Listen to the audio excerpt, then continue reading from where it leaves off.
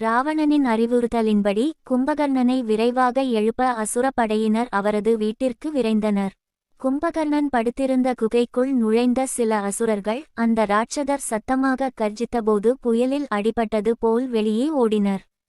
அனைவரும் ஒன்றாக நின்று கூச்சலிட்டனர். அவை ஒன்றன்பின் ஒன்றாக உரத்த சத்தங்களை எழுப்பி மேளங்கள், சங்குகள், கைதட்டல்கள் மற்றும் கர்ஜனைகளின் அற்புதமான ஒலியுடன் எழுந்தன. வானத்தில் சுதந்திரமாக பறக்கும் பறவைகளும் தரையில் விழத் தொடங்கின. இன்னும் கும்பகர்ணன் எழுந்திருக்கவில்லை. அவை கும்பகர்ணனின் உடலை விண்கற்கள், பாறைகள், கதாயுதங்கள், மரங்கள், உள்ளங்கைகள், கைமுட்டிகள் மற்றும் முட்களால் பெரும் பலத்துடன் தாக்கின. கும்பகர்ணனுக்கு இது பற்றி எதுவும் தெரியாது.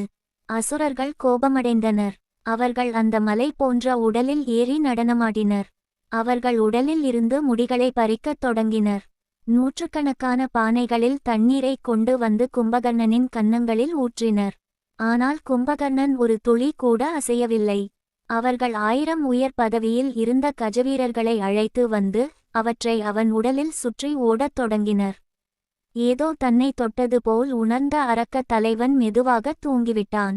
அவன் கும்பகர்ணனைப் போல இல்லாவிட்டாலும் இன்றைய தானியங்கி சமூகத்தில் குறைந்தபட்சம் ஒரு இரவாவது அமைதியாகவும் வசதியாகவும் தூங்க வேண்டும் என்று துடிக்கும் மக்கள் அதிகமாக உள்ளனர். அவர்களால் அதை செய்ய முடியவில்லை.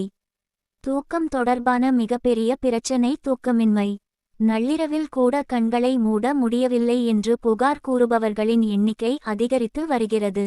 இது தொடர்பாக நடத்தப்பட்ட ஆய்வுகள் பெரியவர்களில் 1/3 பகுதியினர் ஓரளவுக்கு தூக்கமின்மையால் பாதிக்கப்படுவதாக காட்டுகின்றன. தூக்கமின்மை பல்வேறு உடல், மன மற்றும் சமூக பிரச்சினைகளை ஏற்படுத்தும்.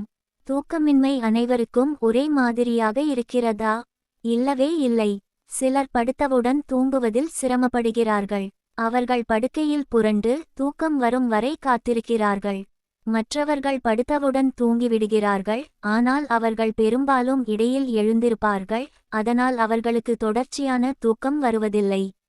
பிரச்சனை என்னவென்றால் 3வது குழு போதுமான தூக்கம் வருவதற்கு முன்பே அதிகாலையில் எழுந்திருப்பதுதான். மனநலம் பாதிக்கப்பட்டவர்களில் 80 விழுக்காடு பேருக்கு ஒருவித தூக்கக் கோளாறு உள்ளது. அதேபோல் தூக்கமின்மை பிரச்சனை உள்ளவர்களில் 50 விழுக்காடுக்கும் அதிகமானவர்களுக்கும் ஒருவித மனநல பிரச்சினை உள்ளது. அதிகப்படியான பதட்டமும் தூக்கமின்மையை ஏற்படுத்தும். மன அழுத்தத்தின் விளிம்பில் இருப்பவர்கள் படுத்துக் கொள்ளும்போது தூங்குவது கடினம். படிப்படியாக இது ஒரு கடுமையான மனப்பிரச்சினையாக மாறுகிறது. தூக்கம், படுக்கை மற்றும் படுக்கையறை பற்றி யோசித்துக்கொண்டே இருப்பவர் அமைதியற்றவராக மாறுகிறார். மனதில் எதிர்மறை எண்ணங்கள் வளர்க்கின்றன. தூக்கத்தை பற்றிய அதிகப்படியான பயம் உள்ளது. இங்கே மனதின் கட்டுப்பாடற்ற உற்சாகத்தை நீங்கள் கட்டுப்படுத்த முயற்சிக்கவில்லை என்றால் விஷயங்கள் கையை விட்டு வெளியேறும். திடீர் மன அழுத்தம் மற்றும் பதற்றம் போன்ற அனுபவங்களை பலர் பெற்றுள்ளனர். இது உங்களை தற்காலிகமாக தூங்கவிடாமல் தடுக்கிறது. மன அழுத்தம் குழந்தைகள் மற்றும் பெரியவர்களுக்கு தூக்க கலக்கத்தை ஏற்படுத்தும். முதல் முறையாக பள்ளிக்கு செல்லத் தயாராகும் ஒரு குழந்தை பிடிவாதமாக இருப்பதும் முந்தைய இரவு தூங்காமல் இருப்பதும் இயல்பானதல்லவா? தொழில்முறை பிரச்சினைகள், விவாகரத்து, நெருங்கிய உறவினர்களின் மரணம், தேர்வுகள், நேர்காணல்கள் போன்ற மன அழுத்தத்தை ஏற்படுத்தும் சூழ்நிலைகள் குறுகிய காலத்துக்கு தூக்கமின்மையை ஏற்படுத்தும். தூக்கம் நோய்களை குணப்படுத்துகிறது. சரியான தூக்கம் பல பிரச்சனைகளுக்கு மருந்தாகும். சில நேரங்களில் மருந்தை விட தூக்கம் முக்கியமானது. நல்ல தூக்கம் சோர்வு மற்றும் சோர்வை தடுக்கவும் வாழ்க்கையில் வெற்றியை அடையவும் உதவுகிறது.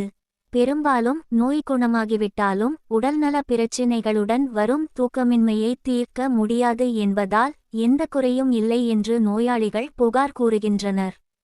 அமைதியாக, மெதுவாக தூங்குங்கள். தூக்கம் என்பது வாழ்க்கையின் தாளத்தின் ஒரு பகுதியாகும்.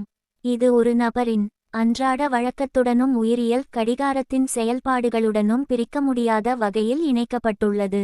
இந்த கவனமாக ஒழுங்குபடுத்தப்பட்ட தாளம் சீர்குலைக்கப்படும்போது தூக்கமின்மை ஒரு பிரச்சனையாக மாறும். தூங்குவதற்கும் எழுந்திருப்பதற்கும் ஒரு வழக்கமான நேரத்தை பராமரிப்பது நிம்மதியாக தூங்குவதை எளிதாக்கும்.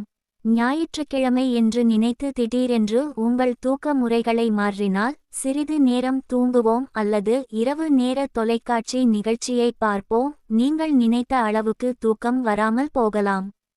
உயிரியல் கடிகாரத்தில் புதிய மாற்றங்கள் ஏற்படுத்தும் குழப்பமே தூக்கமின்மைக்கு காரணம்.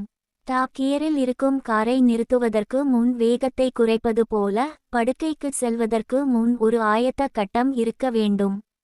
வேலையின் நடுவில் இருந்து திடீரென படுக்கையில் விழக்கூடாது. நீங்கள் செய்யும் அனைத்து வேலைகளையும் சற்று முன்னதாகவே நிறுத்த வேண்டும். ஒருவேளை இசை கேட்பது அல்லது சிறிது நேரம் ஏதாவது படிப்பது அல்லது சூடான குளியல் எடுப்பது கூட ஒரு நல்ல இரவு தூக்கத்திற்கு ஒரு நல்ல தயாரிப்பாகும்.